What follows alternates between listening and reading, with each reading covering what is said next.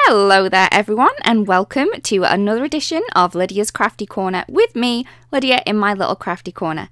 So today I'm going to be sharing with you how to create this card, and it uses a pre-masked bold background technique. So this technique can be used for other things, but I do find that it works really well for really bold background stamps that you want behind your stamping. So to start with, I am going to cut many a mask.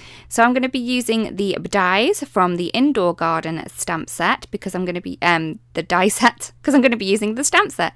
So I'm just going to cut these out of some sticky notes. So I am cutting 3 of each of the dies before I start working with them. So I'm just going to choose what images that I want and cut them out. You don't have to use all of these masks, but I do find that it's easier to cut all of the masks first rather than do it one at a time. So doing it lots at a time, you're going to waste a little bit of your masks if you don't use them all, but you're going to save some time.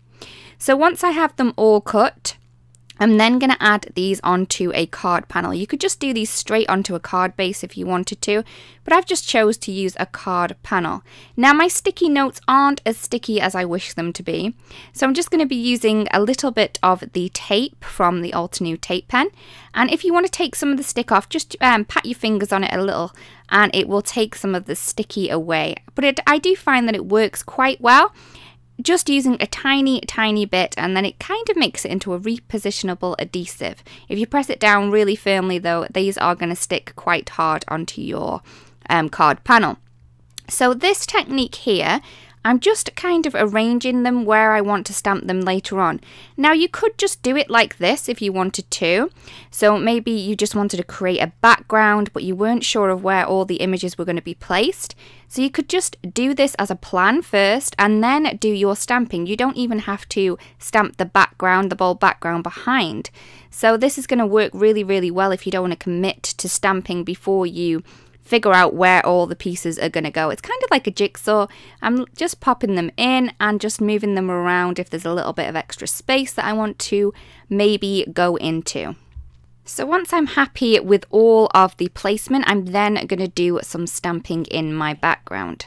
So to start with, I'm just going to tape a little bit of the tape into my MISTI because the stamp is larger than the piece that I want it to be, so I won't be able to use my magnets on this. So once I've popped a little bit of glue down, pop my panel into position, I've then popped the stamp into place where it's going to go. So this is the Gradient Stripe stamp set, and I'm just going to be using some of the permanent black ink to stamp this. And I love the bold black background that this does give me. Once I've done this, I'm then going to stamp my outlines, and I'm going to be using some of the Industrial Diamond ink. So you could just take all your masks off if you wanted to, but I think it's easier just to take off the ones that you're going to be stamping so you can see round about where they're going to be. And also, because you have that space there, you're going to see where you want to position these quite well. So once I've done the first image, I'm then going to move on to the next one. I love this little cactus, it's so fun. And again, I'm using the Industrial Diamond to stamp the outlines on these as well. So like I said, I will be using all of the outline images and I will be stamping them in the Industrial Diamond ink.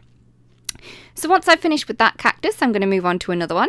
And I'm just going to keep going until all of the masks have been removed and stamped into.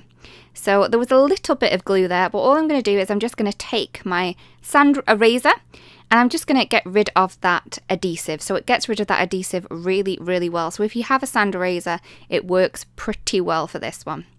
So I'm just going to keep moving around. Now some of them are a little bit harder to place because it's only the bottom bit or only the top bit, but just wiggling them around a little bit, looking at how the stamp's going to look at the end will really help you get these into place really quite easily and quickly.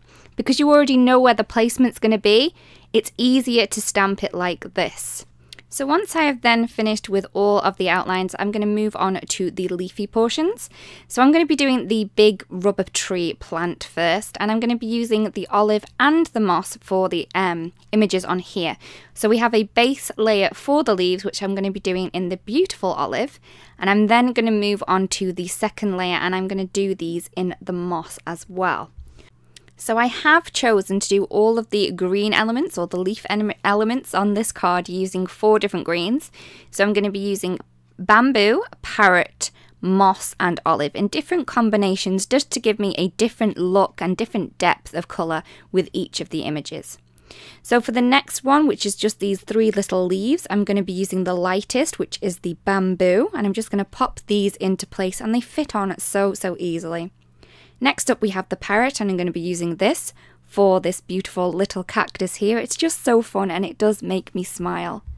I'm then going to take the bamboo again to do the second image, the second layer of this cactus, just to give me a lighter looking colour than the ones before.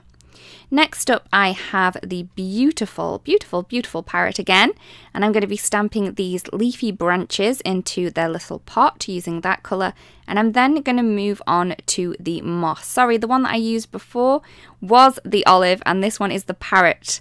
So parrot and olive for these ones. So they just fit in really well, and it's easier to line up because I can see the space where it's supposed to be in as well. Next up I'm going to use the darkest colour, which is the moss, just to add on the cactus there. And then next up we do have these little tiny bits that are the soil, and I'm going to be using the almond butter for these, and I'm just going to pop these into place just to add a little bit of brown into my little composition. Next up, I'm going to move on to the blues. I'm going to be using 2 different blues. This one here is the sea glass, which I'm adding, which is the lightest. And I'm then going to move on to the ocean waves for the pots. So the sea glass was used for the second layer of this pot, and also the water, and then the ocean waves is going to be used for all of the pot images as well.